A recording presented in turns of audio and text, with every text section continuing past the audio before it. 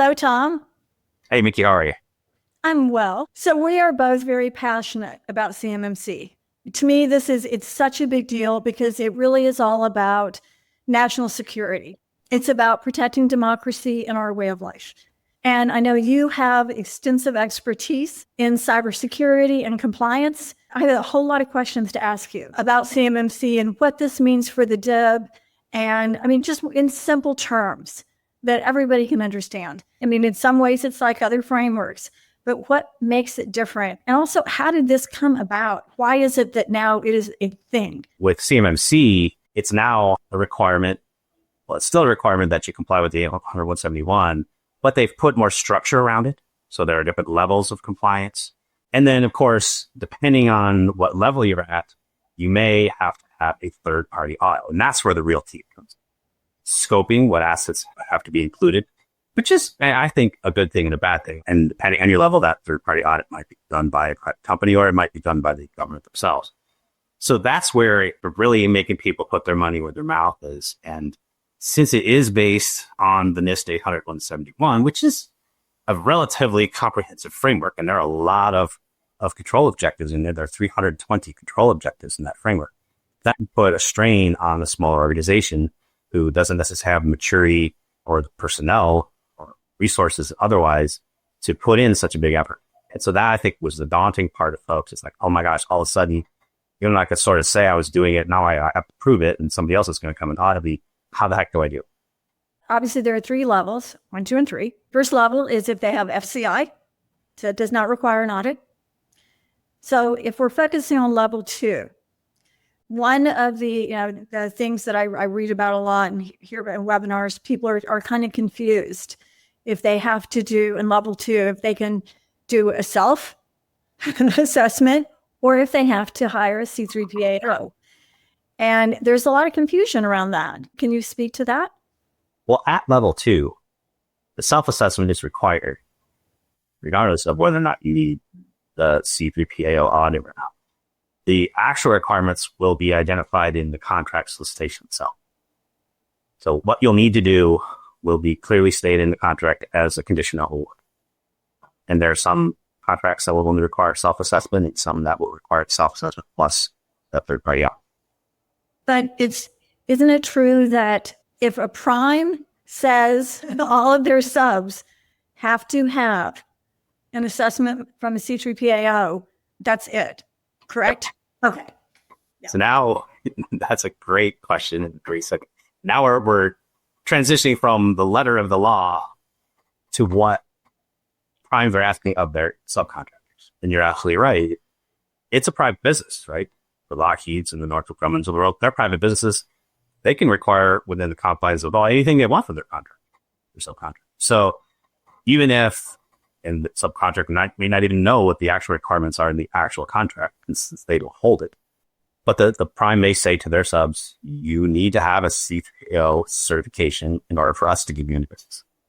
That's well within their right to say that. And I think that's what we're seeing a lot of nowadays is that they want that, and they want it even on a more accelerated timeline than the CMMC Raw is requesting. So right now, as of November 10, some solicitations may require at level 2 self-assessments.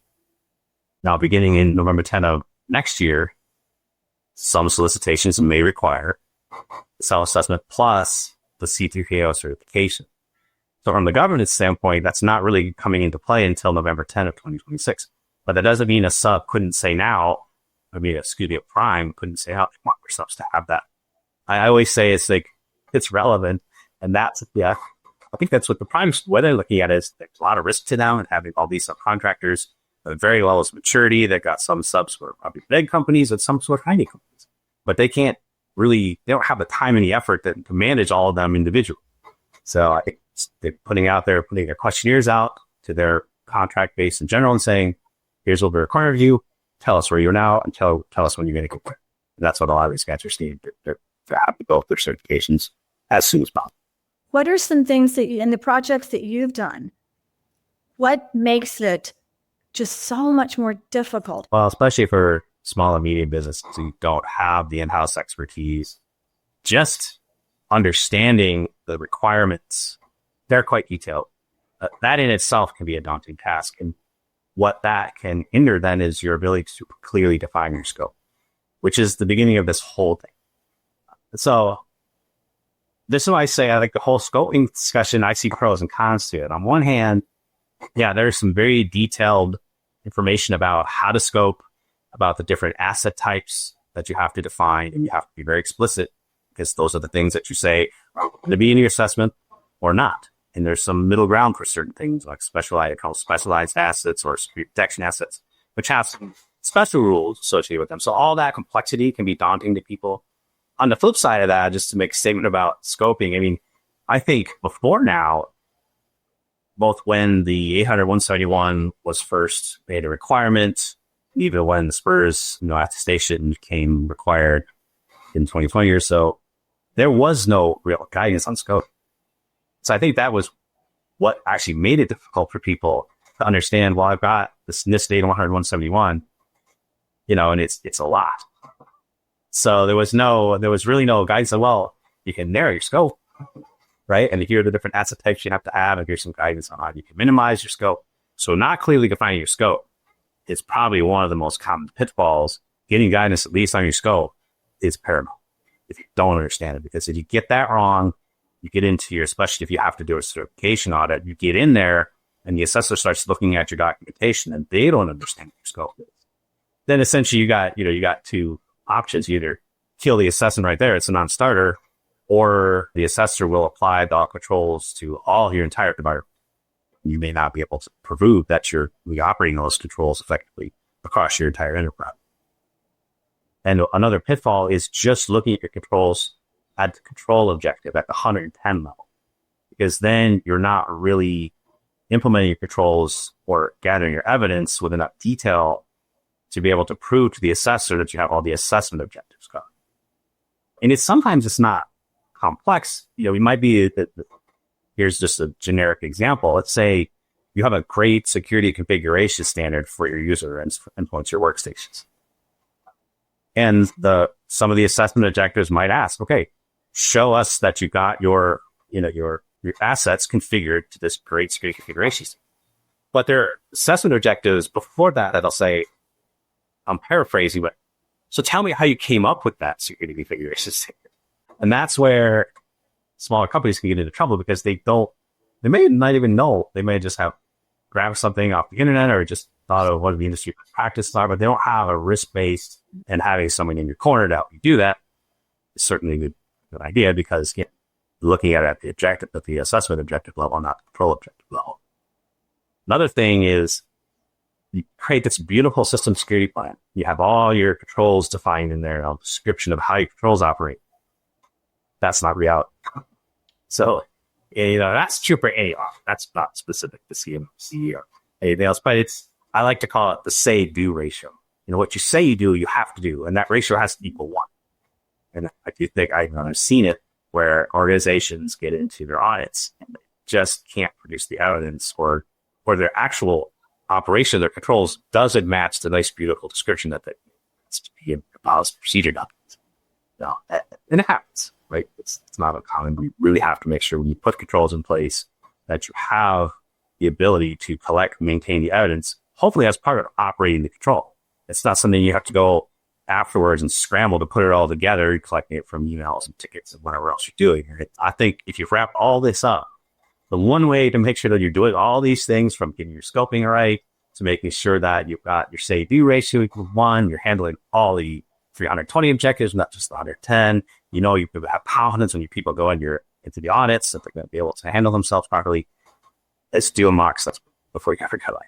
And again, you talk about having somebody in your corner. I think that's another area where you're trying to do this on your own. If you're a large enough company, you may be able to have some independence internally to do a mock assessment, have people objective. But that's the one thing I would say to people is don't go in without having done a mock audit or mock assessment from the assessor's point of view, not from your one.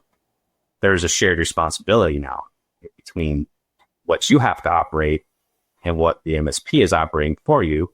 So you can inherit the evidence from them for operation in your system security plan and say, all right, so, and it could be, depending on who you're using and what type of enclave you've got, it could be a third to a half of the controls are either inherited or at least shared.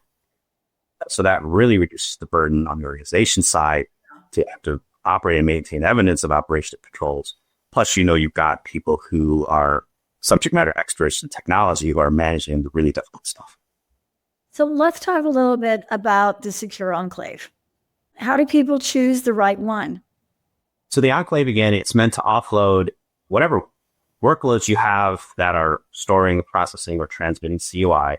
It's to offload those into a segregated environment and hopefully have them managed for you. You have to default. So if you're, for example, you're a small company and all your CUI is really just your back office workflows, it's just email, messaging, collaboration type stuff. There are solutions out there where you can do just that.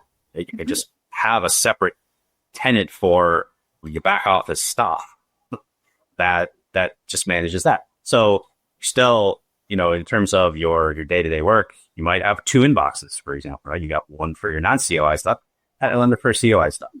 And there's still things you have to do on your end to make sure that endpoint is secure, et cetera. You're not off the hook.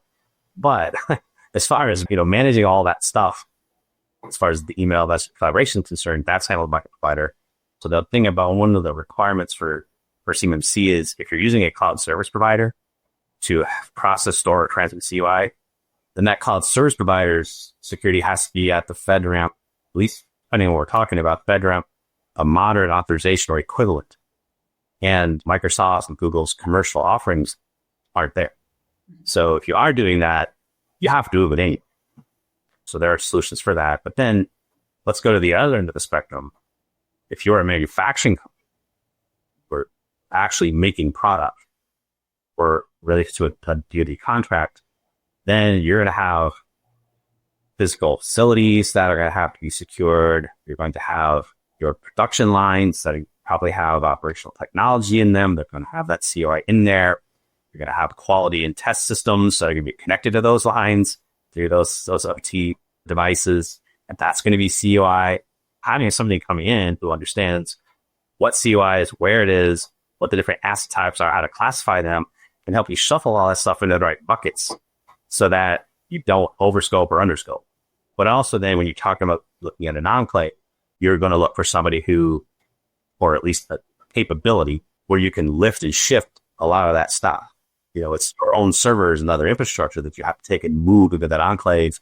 You create the right interconnections in a secure manner between that and whatever's left in your environment. Operational technology.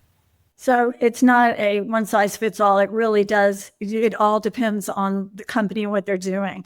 It also sounds like, if you are going to hire a consulting firm to help out, that it makes sense to choose one that has experience in your specific industry. When you're looking for providers, whether it's your consultant to help you scope, prep, all that good stuff, build your minimization strategy, help you define what your enclave is going to be, you choose the right provider to have. It's best that they have that capability or that knowledge rather. If you're going to have a managed service provider, it's definitely going to be beneficial if they understand how that works and how to connect SCADA to a quality system over a VPN into Microsoft GCC High or whatever case may be. You're not going to have to spend time trying to explain it to them. And if there are discontinuities or disagreements, it's harder to explain that away. So I think it really runs the full gamut. You're going to have people help you with this. It's best that they do know your business. Some level, your technology. And then as far as MSPs, would you say it is prudent to choose an MSP that's already CMMC certified? Well, when you say MSP, so what I'll say is when you're doing your scope minimization and you get to the point where you make the decision that I'm going to implement a managed secure envelope. There are several solution offerings out there that are already geared towards just that, CMMC level compliance. So what I wouldn't do is try to build your own enclave and then try to find somebody to manage it for you, because you're right. There are going to be some compliance implications depending on the nature of that relationship and how they're going to access things. And there are a lot of considerations there, but the focused solutions, they've already take care of all that. So don't try to engineer that on your own. I would say go out there and solicit to the providers who are specifically saying, we can build and manage a CMMC level 2 compliant enclave for it. So Tom, why Trava? I have a lot of sympathy and empathy. I've worked at small companies myself. I worked personally with these companies, trying to help them understand what went wrong. How could they clean up? How could they prevent it from happening in the future? And I couldn't really be part of their incident response team from a legal standpoint, but I got it. I mean, they don't have the skills. They don't have the resources to do this on their own. So it's really tough for them. I just experienced so much of that I have this passion for making sure that small and medium businesses succeed. It's really the backbone of a lot of what we do. And that's where Trava excels, not just in CMMC, in every framework. And I think that's what makes Trava such a great fit for the defense industrial base, is because that's our background. We are experts in cybersecurity and compliance. And so we do all these other frameworks and really specializing in helping small to medium-sized businesses. And we do have expertise in CMMC. And so this is a perfect fit.